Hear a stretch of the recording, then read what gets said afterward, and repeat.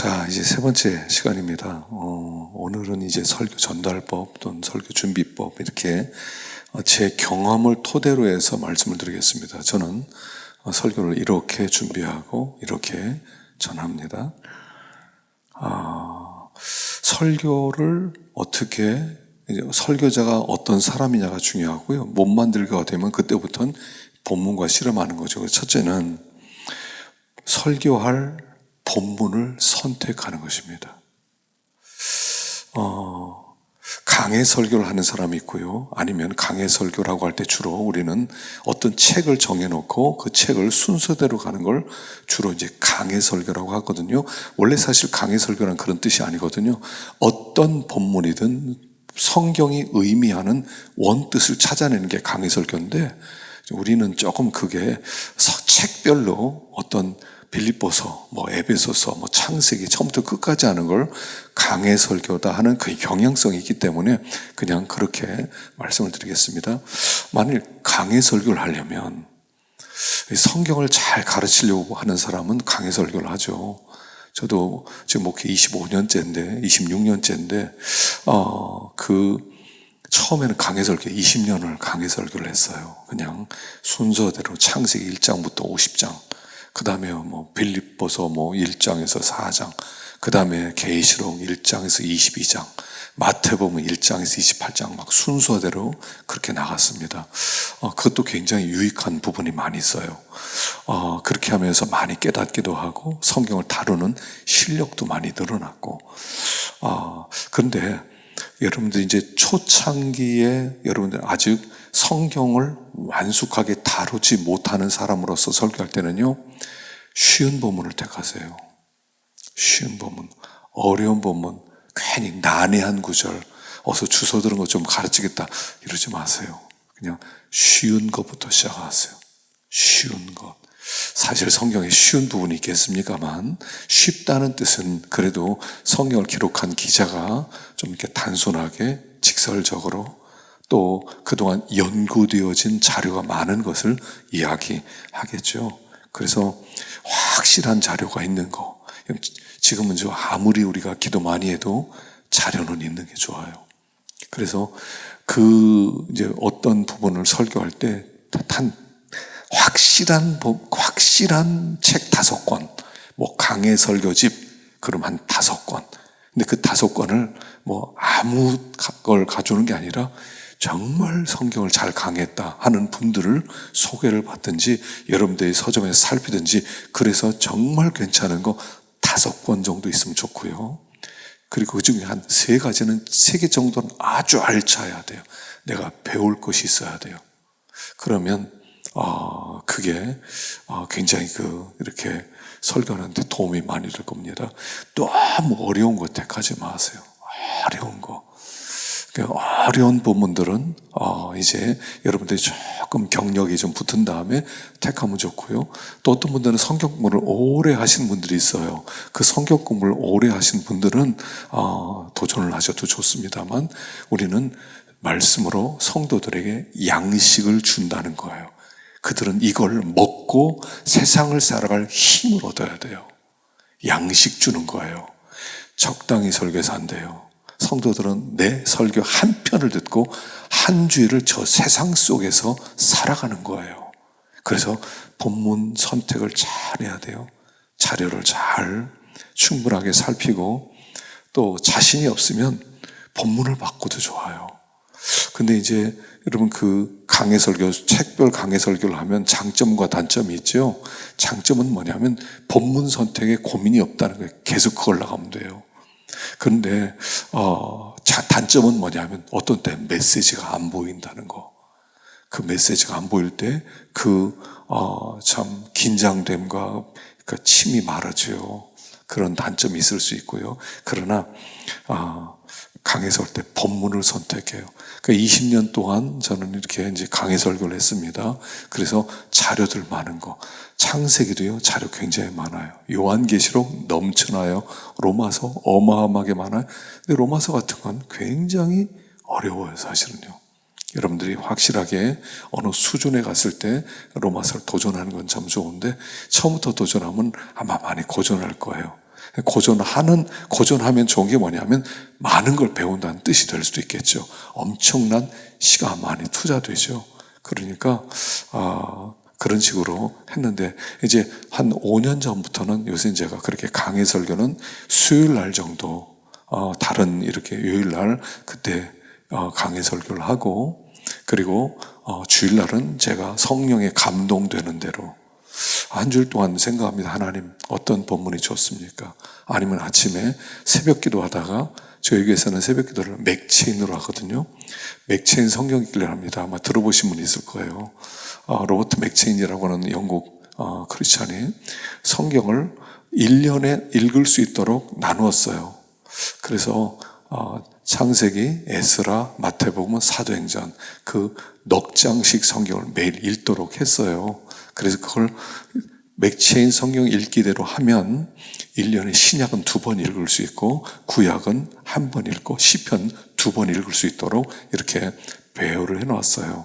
그래서 저희는 그걸 2년에 읽도록 새벽 기도 때마다 앞부분 2, 그 다음에 2년차 때는 뒷부분 2 그렇게 해서 진행하고 있는데 그것도 참 은혜스럽더라고요. 그때 감동되는 것을 택해도 되고 아니면 기도하는 가운데 하나님이 어떤 상황에 필요한 말씀을 요새 주실 때가 많아요. 하나님이 어떤 사람을 만나서 교제하다가 교제하는 가운데 어떤 하나님이 인사이트를 주세요. 이번 주 설교는 이거 해야 되겠다. 딱 주실 때가 있고요. 또 어떤 데 꿈속에서도 좀 이상한 얘기지만 꿈속에서도 막 말씀하고 있다 보면 본문이 떠오르면 또 그걸 택할 때도 있고 또 오늘 본문을 냈더니 그 다음 본문이 연결되어 나올 때가 있고요. 그래서 요새는 제가 한 5년 전부터는 책별 성경 대예배 때는 책별 성경 공부를 하지 아니하고 하나님이 주시는 그때 주신 말씀으로 말씀을 전하는데 물론 저는 항상 강해 설교입니다. 본문의 중심에 초점을 맞추고 본문이 무엇을 말씀하는지 그래서 그걸 찾다 보면 어떤 때는 저도 놀랄 때가 많이죠. 그래서 그렇게 전하기도 이렇게 택하기도 합니다. 두 번째, 본문을 선택하면 본문 관찰이에요. 그걸 저는 진리 찾기라고 합니다. 진리 찾기. 진리를 찾아야 돼요. 이 본문의 원 의미가 뭐냐 하는 게 진리 찾는 거예요. 거의 모든 성경은 유레카예요. 거의 모든 본문은 이런 본문이었어? 이런 말씀이 있었어? 놀랍네. 와, 몰랐어. 반드시 있어요. 어떤 본문이든. 이제까지 말씀 전하면서 유레카가 없었던 때는 거의 없어요. 근데 그 유레카가 있을 때 그 설교에 생동감을 주는 거예요. 교인들도 뻔하게 생각해요. 교인들은요, 나름대로 성경 많이 들은 사람들이에요. 근데 어떤 본문, 그 본문 알아. 대충 묻은 설교 하겠구만. 자기도 모르게 머릿속에 그려져요. 근데 유레카가 있으면 그들이 생각했던 그 선입견을 다 깨뜨리고 유레카가 없으면 그냥 그들이 원하는 설교가 나와요. 그럼 성도들은 설교에 기대를 하지 않아요. 그럼 죽은 설교가 돼요. 이미 딴 생각을 하게 되거든요. 오늘 뻔하게 이런 설교하겠는걸? 근데 그 설교로 가요. 예화는 좀 다를지라도 그렇게 방향이 가요. 그러면 마음 놓고 여유 있게 들어요. 은혜 못 받아요. 유레카가 있어야 돼요. 성령이 주시는 본문을 보게 만드시는 성령의 그 조명이 있어야 돼요. 그럼 나도 놀래고 교인도 놀래고 설교 시간이 긴장되는 거예요. 도대체 이 목사의 설교는 어떻게 틀지 몰라 하고 긴장하게 되는 거죠.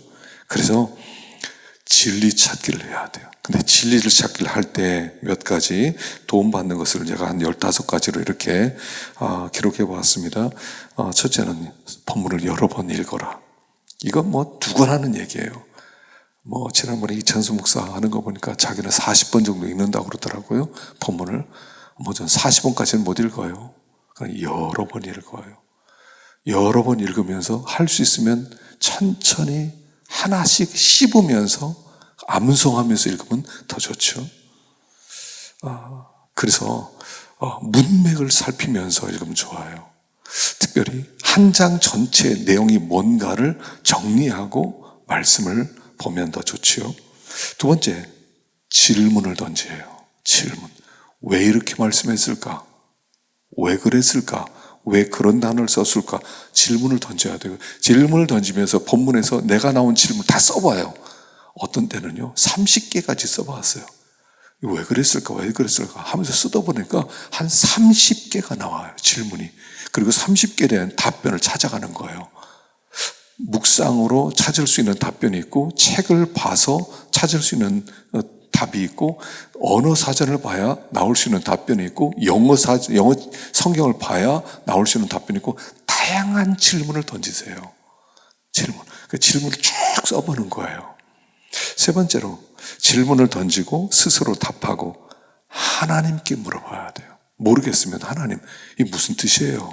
왜 그랬어요? 물으세요. 하나님 처음에 답변 안 하세요? 그러나 자꾸 물으면은 대답해 주시는데 그 대답이 어떤 때는 놀라운 대답일 때가 많아요. 네 번째는 자세히 성경을 보십시오. 자세히. 성경을 자세히 봐야 돼요. 우리 너무 뻔하게 봐요. 너무 뻔해요. 성경 뻔해. 이런 얘기야. 근데 그렇지 않아요. 자세히 살피세요. 성령이 어느 순간인가 어떤 단어 하나에 대해 확 빛을 비춰주시면 단어가 확 빛나는데 이게 핵심이었구나. 제가 주기도문 강의할 때 그런 적이 있었거든요. 주기도문 강의를 이렇게 늘 했어요. 근데 한 번은 강의하는데 용서 부분이 나왔다고 그랬죠. 용서 부분이 나왔어요. 그래서 우리가 우리 죄를 용서한 것 같이 우리 죄를 용서하여 주옵시고, 그럼 이 용서가 내가 용서해야 한다는 뜻인가? 용서 받은 자가 용서하는 건가? 그러면서 이제 하다 보니까 하나님이 연결시켜 주는데 주기도문의 핵심은 용서다. 하나님이 전 가르쳐 주었다고 생각해요. 주기도문 하나님 나라 세워나가는 건데 성도의 비전인데 핵심은 뭐냐면 핵심은 용서에 있어요. 하나님 나라는 용서의 나라다. 예수님이 그래서 십자가 첫 마디가 저들의 죄를 사옵소서 하는 거다. 용서해서 용서하면 하나님의 뜻이 이루어지고 하나님이 영광 받으시고 하나님 나라가 세워지고, 용서하지 못하는 사람을 시험 든 사람이라고 하고 용서를 위해서 양식을 주시는 거고, 용서가 초점이다. 하나님이요 물으면 답변해 주셔요. 자세히 보세요. 다섯 번째, 형용사 또는 반복되는 말을 찾으십시오. 꾸며주는, 왜 이런 말을 꾸며주는, 걸 강조하는 거죠. 여섯 번째, 본문의 구조, 문장의 구조, 문맥. 맥시인 하면 이게 재밌어요. 한 장 새벽에 매일 2장 성경 읽어요. 2장 성경을 읽어서 그날 메시지를 찾으려면 문맥을 봐야 돼요. 왜냐하면 성경을 기록한 기자가 그냥 이렇게 어떤 비유를 나열하고 말씀을 나열한 게 아니에요. 순서가 있어요. 그 핵심이 있어요. 그 핵심을 찾아내면 메시지가 보여요. 여러분, 큐티의 약점이 뭐냐면 문맥을 못 보게 만든다는 거예요. 생명의 삶, 매일 성령 다 좋아요. 오래 했거든요. 근데 맥치인하면서 깨달은 것은 문맥을 놓치는 부분이 많았었다는 것을 제가 깨달았어요. 그래서 문맥이 중요하죠. 그 다음에 일곱 번째, 한 절 한 절씩 떼어서 연구해 보라는 거예요. 문맥을 보고 한 절 한 절씩 떼어서 연구해 보고.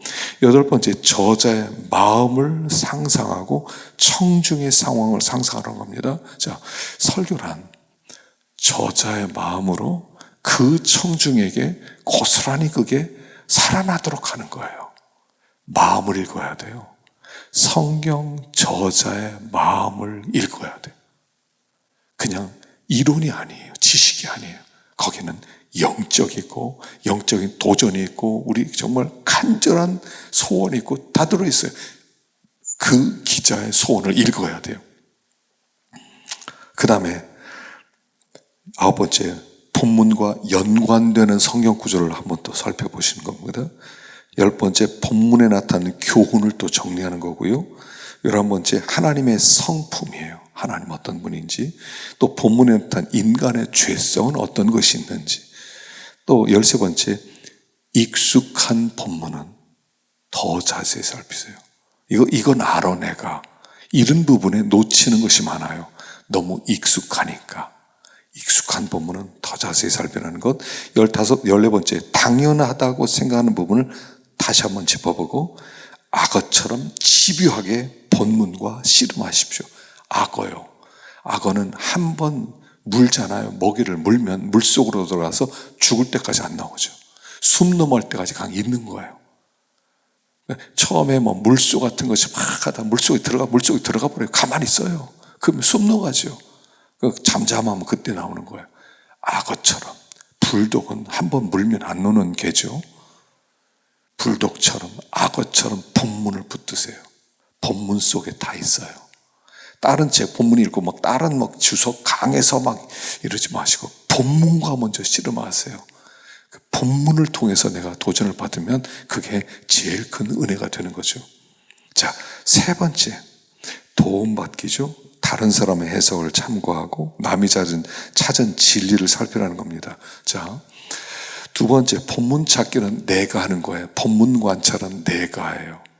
내가 발견해 봐야 돼요. 이 본문이 무슨 뜻이지? 하나님은 왜 이런 말씀을 주셨지? 내가 찾는 거예요. 그리고 나서 내가 찾았어요. 뭐 기록해 보세요. 그 다음에 남이 그러면 다른 사람은 이 본문을 어떻게 받는가? 그리고 주석도 보고 강에서도 보고 설교집도 보는 거예요. 남들은 뭐라고 받는가? 그래서 다른 사람의 찾은 진리를 이제 살피는데 준비된 지속도 참고하고요. 강의 집, 설교집 그런 걸 참고하세요. 그 속에서 정보를 전달하려고 하지 마세요. 설교는 정보 전달이 아니에요. 사람들이 자꾸 정보를 나눠주려고 그래요. 정보. 새로운 지식을 주려고 그래. 여러분 몰랐죠? 이게 원어로 이런 뜻이에요. 그럼 뭔가 자랑하려고 그래. 그렇게 하지 마시고 영을 깨우는 게 설교예요. 양식으로 먹으라는 거예요. 소화시키라는 거죠. 그 영을 일깨우기 위해서 이런 게 사이다처럼 톡 쏘는 게 있어야 돼요. 톡 쏘는 거. 사이다 뚜껑 열어놓으면요, 이게 하루만 지나면 설탕물이 돼요. 톡 쏘는 거, 톡 쏘는 거. 말씀을 톡 쏘는 거. 거기서 확 유rek하면서 내가 발견한 그 하나님의 진리를 그걸 전하는 거예요. 톡 쏘는 맛. 그러니까 톡 쏘는 것은 진부하지가 않아요. 설교를 진부하게 하지 마세요. 톡 쏘는 그런 말씀을 전해야 됩니다. 그래서 내가 찾다가 안 되면 도움받아도 되고요. 그러나 처음엔 내가 찾고 그 다음에 애를 써라. 네 번째, 자 이제는 본문을 택했고 내가 진리를 찾았고 그리고 다른 사람을 통해서 이 본문이 무엇을 얘기하는지 다 나왔어요. 그럼 그때부터 대지를 나누세요. 사람들은요 논리적인 걸 좋아해요. 머리가 논리성 있게 만들어졌어요. 그래서 설교에는 논리가 필요해요. 그래서 대지를 나누는데 그 대지는 논리성이 있어야 돼요. 논리성. 직렬식이 있고 병렬식이 있어요. 직렬식과 병렬식. 병렬식이란 건 뭐냐 하면 그냥 1대지, 2대지, 3대지가 같은 의미예요. 그러나 직렬식은 뭐냐면 설교에 진행이 있어요. 진행이 있어서 설교가 한 대지, 둘째 대지, 셋째 대지 하는 동안에 진행이 되는 걸 직렬식이라고 하고, 병렬식 같은 것, 예를 들어서 하나님을 사랑하는 법, 첫째 기도를 하라, 둘째 성경을 읽어라, 셋째 순종하라, 이건 병렬식이죠. 직렬식은 그 본문에 의해서 진행이 되는 사항이에요. 그래서 성경은 병렬식도 나오고 직렬식도 나올 수 있어요. 확실한 것은 대지를 나누라는 거예요. 어떤 사람은 우리나라 3포인트로 대지를 꼭 나누는데 꼭 그럴 필요가 있느냐, 원포인트나 설교한다. 원포인트를 하든 3포인트를 하든 흐름이 있어야 돼요. 대지는 흐름이에요. 흐름. 사람들은 흐름이 있는 것을 이해를 하게 돼 있어요. 그게 설교의 길이 되는 거죠. 그래서 가능하면 이제 대지를 나누고, 그 다음에는 다섯 번째는 묵상하면서 기도하라는 거예요. 묵상하십시오. 설교는 책상 앞에 만들어지는 게 아니라 강단에서, 기도의 자리에서 완성이 되는 거예요. 책상 앞에서 기본적인 원고를 썼어요. 그리고 나서 그걸 들고 기도하러 들어가야 돼요. 묵상하면서 기도하는 거예요. 하나님, 말씀 주셨는데요. 제가 이 말씀을 이렇게 전하려고 합니다. 그리고 눈 감고 첫째, 둘째, 셋째를 그대로 새김질을 하세요. 여러분 강단에 올라가서 읽으려고 생각하지 마세요. 이미 강단 올라가기 전에 머릿속에 원고가 다 들어가야 돼요. 확실하게 들어가야 돼요. 묵상하세요. 하나님 첫째 되시는 이런 말씀을 전하려고 합니다. 둘째는 이런 말씀 전하려고 합니다. 셋째는 이렇게 전하려고 합니다. 하나님 그 기도하는 가운데 하나님이 교정을 해줘요. 첫째 되시는 말을 좀 바꿔라. 이런 예화는 좀 바꿔라. 또 이런 성경 구절도 있지 않니? 기도하는 가운데요 하나님이 원고를 교정해줘요. 기도하는 가운데 설교를 그대로 하는 겁니다. 그리고 나서 그 원고를 가지고 들어갔다. 첫째, 이거 고쳐야 되겠다. 둘째, 이거 고치자. 셋째, 성경 구절을 넣자. 셋째는 좀 바꿔야 되겠다. 첫 번째 초고가 나온 거예요. 그러면 다시 컴퓨터 가서 그걸 고치는 거예요. 원고를 고쳐. 그 고쳐가지고 다시 프린트를 해요. 그리고 나서 기도하러 들어. 하나님 교정했습니다. 자, 첫 번째 된지는 이렇게 하라고 하는 걸 이렇게 하고, 두 번째는 하나님 이렇게 바꾸라고 그래서 바꿨습니다. 세 번째 된지는 이렇게 하고, 성경 구절은 이걸 하나님이 설교하라고 그랬습니다. 그렇게 해요. 그런데 두 번째 하다 보면 또 바꿀 게 나와요. 또 바꿔요. 한 두 번 정도 하는 동안 설교가 머릿속에 이미 들어가요. 원고 가지고 들어갈 필요조차도 어떤 때는 없어요. 머릿속에 무슨 메시지 하려고 그런지 딱 나오기 때문에 그렇죠. 그래서 이 묵상이 중요해요. 요즘 제 설교 표절 때문에 걸리는 분들이 참 많은데 참 바보 같아요. 표절이라고 하는 것은 뭐냐면 어떤 사람이 너무 은혜스러웠어요. 그걸 그대로 전해서 그래요. 근데 그 설교를 내가 은혜 받았어요. 그럼 은혜 받은 걸 묵상을 해보셔요. 저 목사님 이렇게 설교했는데 첫째, 둘째 이렇게 됐습니다. 너무 좋습니다. 그리고 내가 묵상해 보세요. 그러면 하나님이 분명히 바꿔주세요. 야, 둘째는 이렇게야 맞지 않겠니? 너에게 맞지 않겠니? 그 설교는 남의 옷이에요. 남의 옷을 그대로 하면 교인들이요, 좋은데 왠지 안 어울려 이렇게 나와요. 그걸 묵상해 내 걸로 다시 만들어요. 묵상하면 거기에 성경 구절이 또 들어가고 나에게만은 예화가 들어가고 또 대지도 좀 바뀌어지고 그렇게 되는 거예요. 한 두 번 하면요 새로운 설교가 나와요. 그럼 왜 표절 얘기가 나오겠어요? 결국 그대로 하지 말고 설교는 하나의 작품을 만드는 거예요. 작품. 창작이에요. 완전한 창작이에요.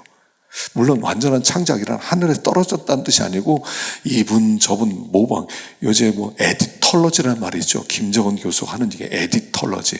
결국 창조는 뭐냐? 에디트하는 거다. 편집하는 거다. 편집 잘하면 최고의 창조가 나온다. 결국 모방 속에 창조가 나온 거다. 이 사람이 그 얘기해가지고 뜬 거 아닙니까? 그 에디털러지라는 이 책이 엄청나게 많이 팔렸어요. 많은 자료와 기도하는 가운데 내 걸로 만들어서 내 옷에 맞도록 나오는 거예요. 그러니까 전혀 다른 설교, 나만 할 수 있는 설교가 나오는 거예요. 누구도 하지 못하는 그 설교가 나오는 거예요. 그래서 묵상하면서 기도하는 겁니다. 설교 원고를 작성합니다. 또 설교 원고를 붙들고 이제 또 기도하는 겁니다. 자, 원고가 나왔어요. 기도합니다. 하나님, 오늘 이 말씀 전합니다. 그리고 나서 설교 쓰면 한 장의 한 장으로 요약 원고를 작성해요. 이제 그 요약 원고를 작성하는데 좀 이걸 매핑이라고 그러거든요. 매핑이에요. 지도 그리는 거죠. 매핑이에요. 전체 내용은 이런 내용을 이런 그림으로 만든다. 그래서 그림으로 이번엔 이런 말씀을 첫째 돼지, 둘째 돼지, 셋 번이가 머릿속에 넣어야 되고, 첫째 돼지 속에는 무슨 얘기를 한다? 예화는 어떤 거다? 성경적으로는 뭐다? 둘째 돼지는 뭐다? 그렇게 해서 매핑을 딱 한 장으로 갖고 나오는 거예요. 그걸 한 장 가지고 또 기도하는 거예요. 그래서 설교가 나오면 묵상하고 고치고 또 묵상하고 고치고 요약 원고 작성하고 또 강단에 올라가기 전에 저는 보통 30분 이상 전에 올라가려고 생각해요. 만약 9시에 설교다? 그러면 8시 20분까지는 올라가요. 11시에 설교다? 그럼 할 수 있으면 10시 20분까지는 올라가요. 다시 한번 해봐요. 무슨 설교할 것인가? 첫째, 둘째, 셋째. 알고 보니까 웬만한 목사들 다 그렇게 설교하더라고요. 이천수 목사도 보니까 그렇게 하더라고요. 일부 설교 마치면 들어가서 득달같이 또 고친대요. 또 설교 마치고 또 득달같이 돌린대요. 또 고치고 한대요. 그러면서 완성된 설교가 나오는 것이죠. 그래서 강단에서요, 설교 전에 다시 한번 기도하면서 묵상하는 겁니다. 그리고 나서 딱 완성이 되는 거예요. 그러면 설교할 준비가 되어 있는 거죠. 자, 마지막에 중요한 게 있어요. 원리를 적용으로 발전시키세요. what이죠. 성경이 무엇을 말하는가? 그러면 어떻게, how, 적용이 나와야 돼요. 그러니까 저는 이게 이해하는데 시간이 10년 걸렸어요. 원리를 적용으로 바꾸라는 말씀을 이해하는데 10년 이상 걸렸어요. 이게 무슨 뜻이지? 이런 뜻이에요. 이제 구원을 이루어 나가라 라고 한 설교를 하잖아요. 구원을 이루어 나가십시오. 그러면 제가 구원을 이루어 나가기 위해서는 어떻게 해야 되지? 첫째는 내가 규칙적으로 기도를 해야 되겠구나. 두 번째는 내가 내 속에 있는 죄가 무엇인지 발견해야 되겠구나. 세 번째는 내가 그걸 가지고 더 하나님께 매달려서 기도해야 되겠구나. 이렇게 내가 생각할 때 이 성경을 내 삶으로 연결시키려면 어떻게 해야 되냐. 이걸 잘하는 사람들이 청교도들이에요. 청교도들이에요. 그러니까 존 오웬 같은 사람은 죄 죽이기 로마서 8장 13절 그 한 절을 가지고 설교를 몇 편을 나오는지 몰라요. 요한복음 3장 16절 가지고 어떤 분은 반년 동안 설교했대요. 적용이죠. 적용이 강해야 되죠. 그랬을 때 성도들이 훨씬 더 은혜를 받고 이해할 수가 있는 것이죠. 그래서 아무쪼록 여러분들이 강단에 섰을 때 나중에 이제 설교하기 위해서 더 자세히 여러분들이 교수님께 배우겠지만 저는 그렇게 설교를 전달하고 있습니다. 자, 수고하셨습니다.